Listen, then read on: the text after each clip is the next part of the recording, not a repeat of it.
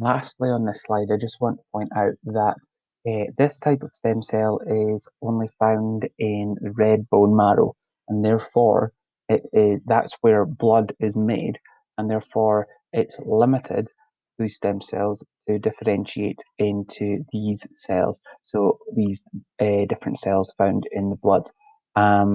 So this stem cell could not differentiate into, say, a nerve cell or a muscle cell. So it's limited, and therefore it's multipotent.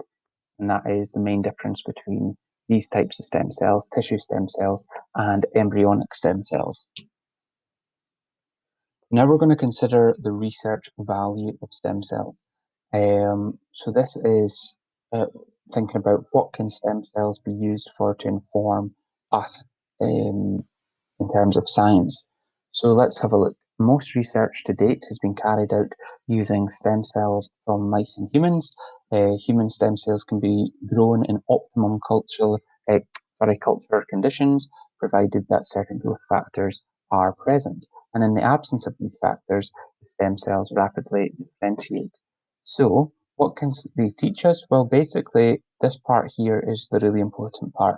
Stem cells can be used as model cells to study how diseases develop or for drug testing. So, they're the two main things that we can learn from stem cells when we're studying them, looking at how diseases develop and also for drug testing. So, if you're ever asked about the research value of stem cells, you need to be thinking about these two things in this sentence here. So, that is the research value. But there's also something called therapeutic value, and it's important not to get these two things mixed up. So the therapeutic uses of stem cells involve the repair of damaged or diseased organs or tissues.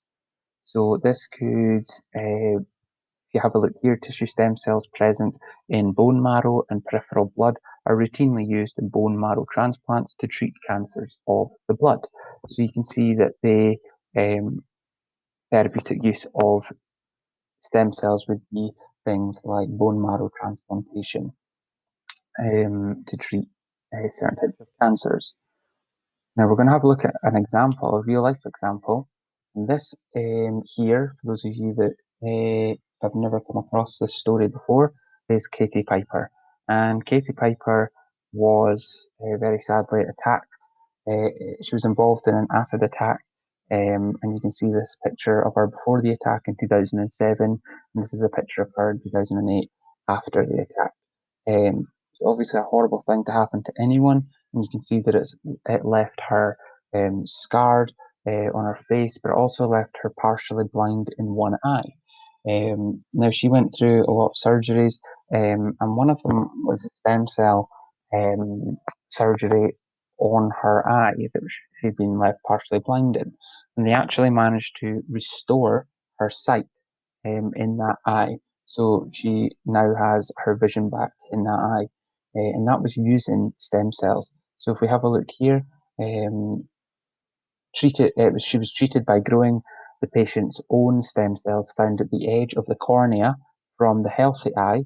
The healthy stem cell tissue is then grafted to the surface of the damaged eye. In most cases, a person's full eyesight is restored. So that was a success within that horrible situation.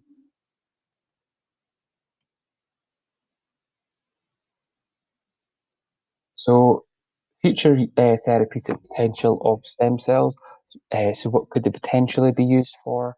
So we've got a number of things to have a look through here, but the main three I want to look at the bottom, diseases such as diabetes, Parkinson's disease, and Alzheimer's disease. Now these two bottom ones are degenerative diseases of the brain, um, commonly given the term dementia, and basically this is where cells in the brain die off but are not replaced. So you get the shrinking effect of the brain. Now, if we could use stem cells to basically um, reverse these effects, then we could basically essentially reverse the effects of these diseases.